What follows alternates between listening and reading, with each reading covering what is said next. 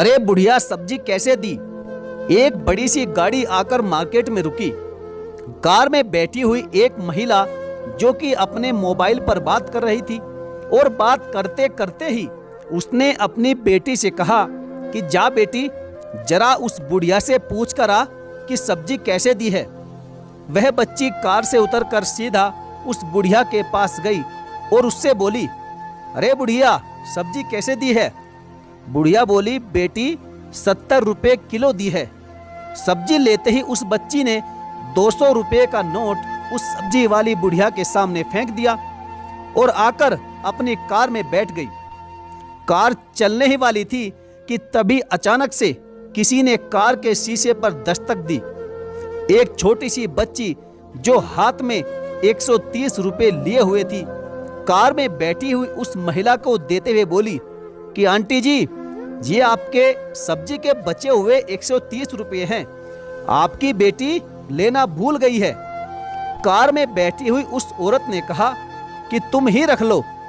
उस बच्ची ने बड़े ही मीठे और व्यावहारिक तरीके से कहा कि नहीं आंटी जी, हमारे जितने पैसे बनते थे हमने वे रख लिए हैं, ये पैसे तुम्हारे हैं और इन्हें तुम ही रखो, हम इन्हें नहीं रख सकते। मैं आपकी आभारी हूं कि आप हमारी दुकान पर आई और उम्मीद करती हूं कि सब्जी आपको बहुत अच्छी लगेगी, जिससे कि आप हमेशा हमारी ही दुकान पर आएं। उस लड़की ने बड़े विनम्र स्वभाव से हाथ जोड़े और अपनी दुकान पर वापस लौट गई। कार में बैठी हुई वो महिला उस लड़की से इतनी ज्यादा प्रभावित हुई कि कार से तुरंत उतरकर फिर से उसी सब्जी की दुकान पर जाने लगी।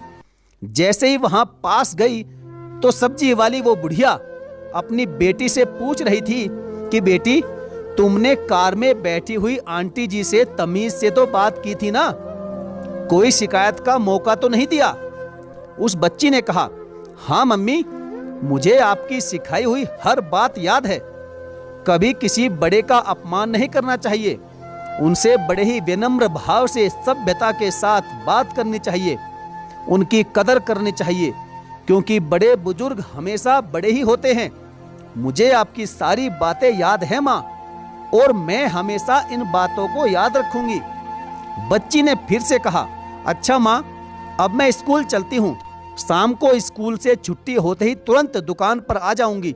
कार वाली वो महिला शर्म से पानी पानी हो गई थी, क्योंकि एक सब्जी वाली अपनी बेटी को इंसानियत और बड़ों से बात करने के शिष्टाचार का पाठ सिखा रही थी, और वहीं इसके विपरीत वो महिला अपनी बेटी को छोटा बड़ा ऊंच नीच का बीज उसके मन में बो रही थी।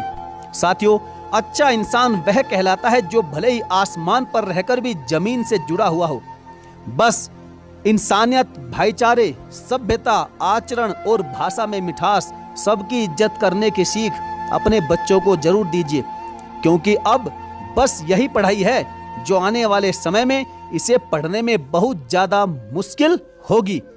आने वाले समय में जीवन को उपयोगी बनाने के लिए बच्चों को ऐसी शिक्षा देना बहुत जरूरी हो गया है।